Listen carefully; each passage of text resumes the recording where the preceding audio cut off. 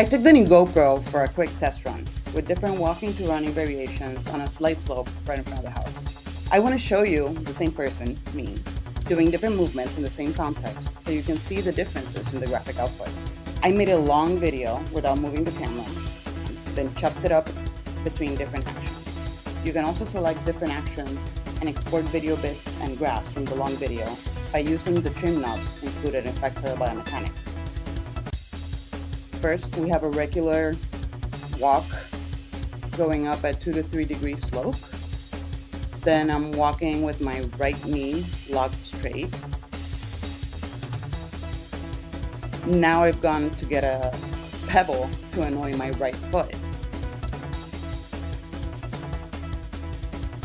Now we have a light jog fit for a warm-up. And here's a little bit of a quicker jog.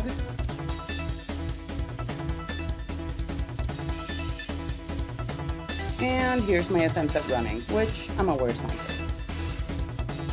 I love testing with myself because, like a professor I had used to say, I'm the most accessible model I know, and I tend to follow my own command.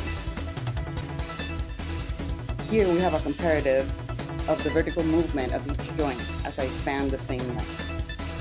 You can see how the frequency changes as I go faster, and you can also see differences between the limbs of either side.